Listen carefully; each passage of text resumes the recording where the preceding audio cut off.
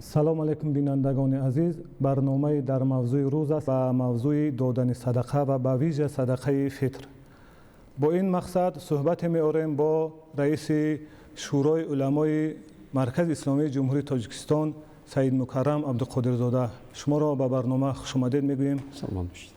دادن صدقه طبق فرموده شریعت اسلام در ماه رمضان بسیار مرتبه های زیاد را به خود کسب میکند.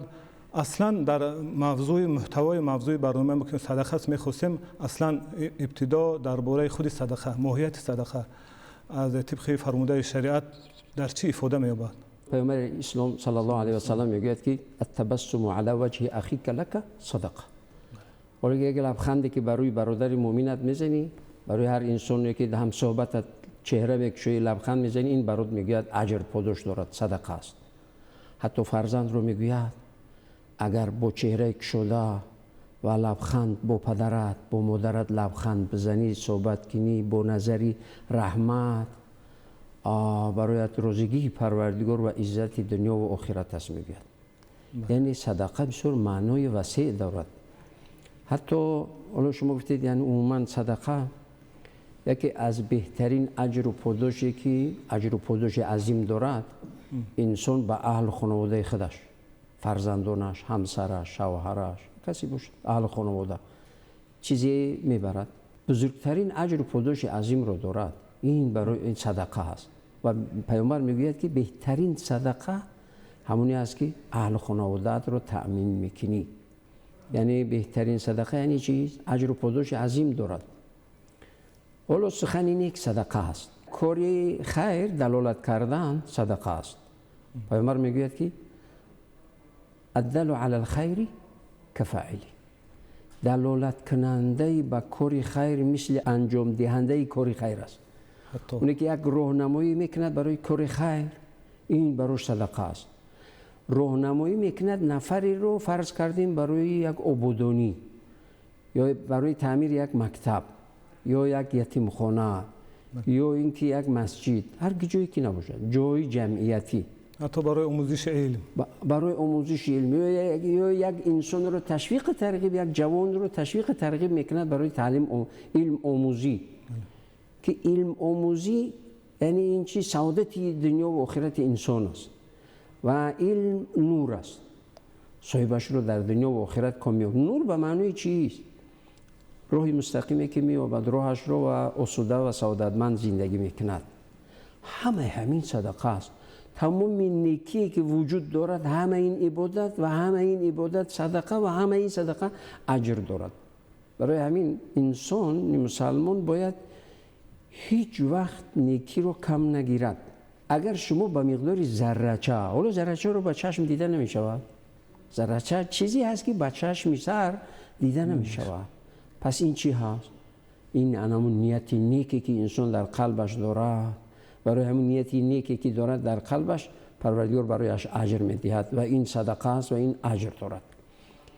حتی سخن نیکی که انسان میگوید، دانشمندان اسلام میگویند که هر سخنی نیکت برایت فرزندی نیک است، همیشه با تو هست.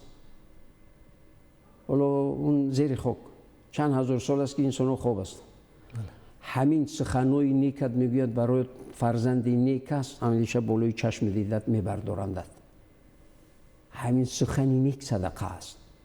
باید انسان حتی سخنی بد رو میگویند فرزندی بد است، فرزندی نالایق نابابی که پایش رو در گلویت میموند، مثل همین است، زیانش میرسد. همیشه انسان هر کاری رو انجام داد یا هر سخنی رو گفت، اون در اعمال نامه‌اش ثبت می شود. از اون راه گریز ندارد مگر توبه نصوحا کند، صدقاً توبه کند، پروردگار اون رو می آمرزد.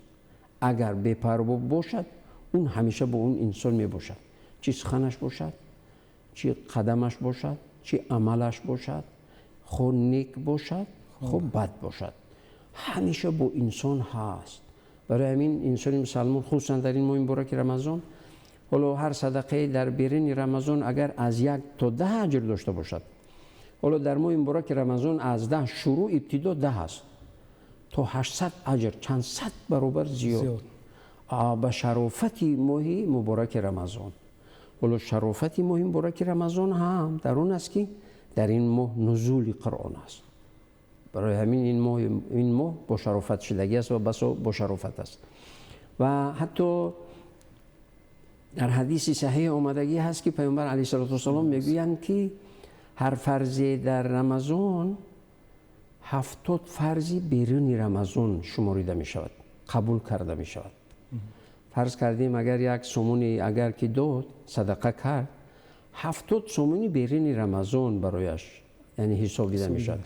فرض در نظر است اینجا، با اجری زیاد دارد. زکات فرض کردیم، حالا که در رمضان اگر زکات داد مثل این که 70 زکات دادگی هست. حالا که دیگر نیکی ها گفتم تا 800 اجر است. برای همین ماه مبارک رمضان رو باید که هر انسان و هر مسلمان چی مرد چی زن باید چکار کند، غنیمت بداند و نیکی کند. خصوصا معامله نیک با اهل خانواده، با زن و فرزنده و شوهر یعنی در حدود عائله نیکی ها انجام دادن و معامله نیک کردن.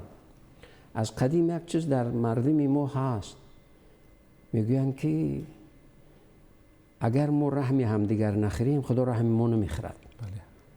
با خاطری که پروردگار رحم ما بخرد ما باید رحم همدیگر رو بخریم. با خاطری که پروردگار فکری ما رو کند حتمی باید ما فکری همدیگر رو کنیم. فکری همدیگر رو کنیم یعنی چی؟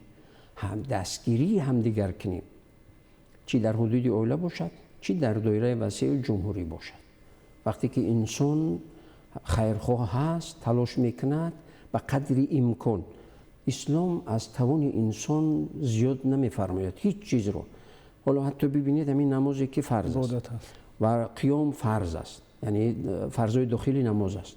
وقتی زانو در میکنن میونت در میکنن نشسته میخواد تمام آسانی. از آسانی دین خودش میگوید الدین یسر، یعنی دین آسانی هست، چی از روی نادانی یا از روی تقلید انسان ها باید به خود دشواری های زیادی رو برای خود بالای خود بار میکنند.